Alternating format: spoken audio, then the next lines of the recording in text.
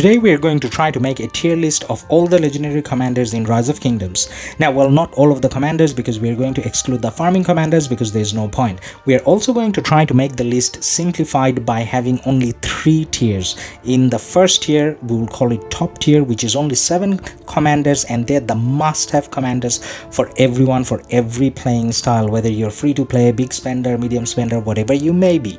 Now, the next tier we're going to talk about is mid tier, which is 15 commanders. Now, in the top tier, if you have 7, and if you're trying to make, I guess, 5 marches even for your Season of Conquest, you at least need 3 more commanders from mid tier, and that's how you get your 10 commanders for the 5 marches. If you're playing 7 marches, you need 7 more. So that's the psychology behind it, or the methodology behind it. Now, you have bottom tier. Bottom tier, we have 23 commanders. Not necessarily they're the worst commanders, but they're meant to be used temporarily whilst you're working on your top tier and mid tier commander. You shouldn't really rely on your bottom tier 23 commanders that we have on this list. Other thing worth mentioning, for the top tier commanders, we chose will only commanders because of the accessibility factor.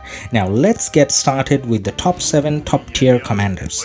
Now the first one is Guan. Everyone loves Guan. Guan can be used from 5111 and you get access to him pretty early on in the game. As I mentioned, his will as well.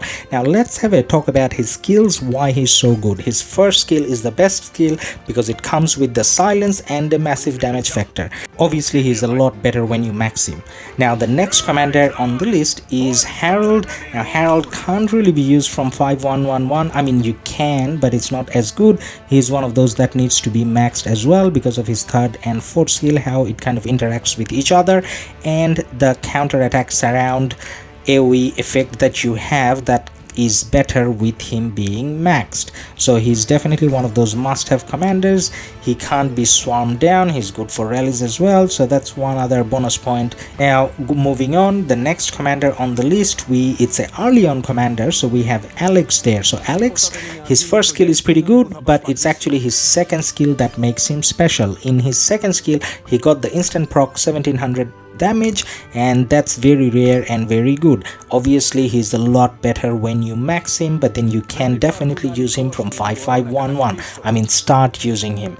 Now moving on, we got another early commander, which is YSG. YSG, first skill, 2nd skill, every single skill is so good, but then you get the best out of him when he's maxed, because that's where the circular AoE 5 target damage thing kind of comes in. But you can use him from 5511. I used him 5511 for a long time. He was very good in the field even from 5511. Now next up, we are going to look at a newer commander, and that's Nevsky. Please don't ask me why my Nevsky is still just at 1. I'll explain later on, but he's one of those commanders where his first skill is so good that you can actually use him from, actually maybe not 511, but you maybe can start using him from 5511. However, maxing him actually is much better. So within his first 2 skills though, you get the defense reduction, you get the massive damage factor, so you can use him 5511. Now the next one on the list is another cavalry commander, and it's William. You get access to him much earlier in the game. Well, actually nowadays in Season of Conquest, I think you get access to all of them at the same time. Now William can be used from 5551. However, his 4th skill is pretty good as well. I like him to be maxed. I just don't have the gold heads, but then he is very good because he gives that troop defense, and he also gives rage to everyone around him. So definitely a good choice to have him in open field. Now the other good thing about him is how he can pair with any other commander. This is probably something that I should have mentioned about the previous 6 commanders or 5 commanders that we talked about as well. So pretty much all of the commanders in the top tier list can pair with any other commander as from the same category, obviously. Now speaking of categories, Tryon is the only leadership commander that we want to include in the top tier list. He's the 7th commander. Generally speaking, he is very good from 5551. However, the 4th skill is pretty good, and the expertise is good as well, so again you actually want to use him. So unlike the previous commanders that I talked about, he's the only one where I didn't start using him from 5551. I only started using him from maxed and I never looked back. He's a must have for your 5 March or 7 March, whatever you're using.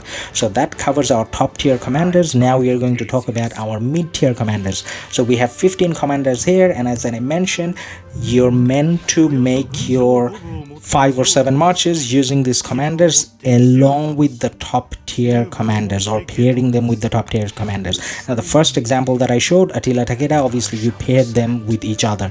Now the third one that we have in the mid tier is Nebu, and you can use Nebu probably with the YSG from your top tier. Nebu has a 5 target AoE and he has some counter attack as well.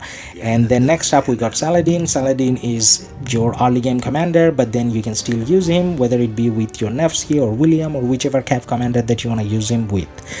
Then moving on, we have the archer version of Saladin, which is Ramses, quite tanky, at the same time has decent damage, and your Ramses is not going to be a target on the field, and you can carry your YSG behind him as well. Next up, we got Amane. She's one of my favorite commanders. I obviously maxed her. Not only she's good in open field, but then through her, you have a good garrison option as well. And for that garrison option, you probably need Artemisia to go with her.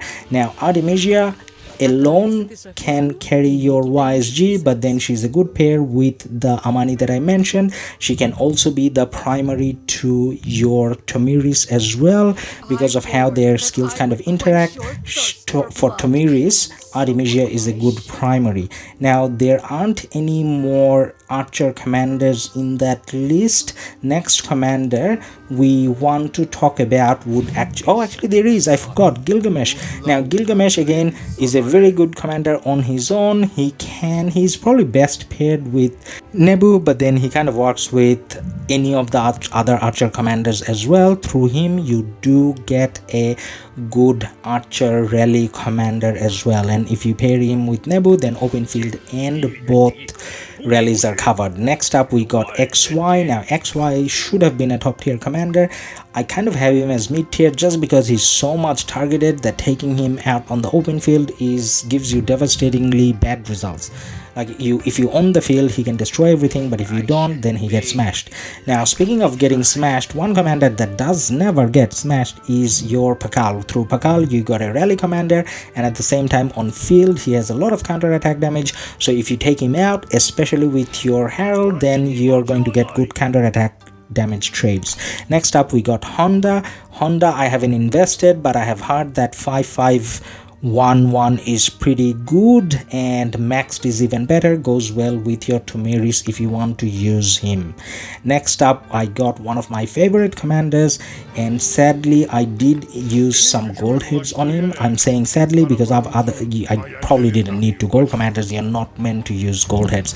Now he is very good for rallying cities. With the museum buffs, he's actually pretty good in the open field as well. Obviously you need to have him maxed because he's an early on commander, and without being maxed he's not that good. Now one other commander that's probably best maxed from the mid tier is Mulan. Mulan goes well with your Trajan if you want. Mulan gives some health buff, Mulan gives attack buff, defense buff, everything that you kind of expect, and she does make your Trajan a little bit tankier than what he is already, so definitely another good choice. The last commander in the mid tier list we have is Minamoto. Now Minamoto is purely there because of his fourth skill, which makes the target take more damage, and also because Minamoto got a museum buff, actually also because Minamoto is the easiest commander to max in the game. Now we are going to talk about our bottom tier commanders. As I mentioned, they're not bad commanders, they're just commanders that you use temporarily, not for the end game, such as Charles. Everyone gets access to Charles from day one, and then you probably use him in open field, you probably use him in garrison, but then over time when you have commanders like Alex, Harold, Guan and all that, you kind of stop using Charles. That's how it's meant to be. Same goes for Khan, same goes for Ethelflaed. Ethelflaed you probably can use a little bit longer though. Now I have to say I'm not going to go through all 23 commanders, but I'm just showing you some examples. skills. Say for example, when you looked at Leo in the screen, you know that he's a decent commander, especially with Guan, but then he comes from MGE, hard to get, hard to max, and then he doesn't really excel at open field. He's good, but he's not the best. Now moving on, there are some horrible commanders here on that bottom tier list as well, such as Charlemagne. He's probably one of those that's not good at all, and you got Ragnar in that category as well. I think I should probably make a separate video on commanders don't even think about, which serves no purpose. I'm not saying that about Chok or Bertrand, they're both pretty good, but then again they're not easy to access. Well, actually maybe CJ is, but then probably not the best. Suleiman, again a legendary commander that's come from MGE but doesn't necessarily have any use other than CT rallies. So actually there's one other commander that I want to talk about, Richard. Now Richard, in most cases I recommend using him from 5111. He's not for end game, but early game 5111 is good. But then if you don't want to talk about commanders that are I guess used only in early game, you want to focus on commanders that are gonna last you a while and give you the return for all the gold heads or gems you need to invest to get them. Now Richard is pretty good in late game though, but that's just for barbarians, if you want to do AoE barbarians where you get a lot of value. And then there's commanders like Sandyok, who doesn't make the tier list, who you don't invest gold heads in, but then very important to collect all the gold that you need from your alliance resource pit. Now I hope the video was useful for you in terms of making your commander investment decisions. I hope you guys liked the video, and if you want to see more of these, don't forget to subscribe.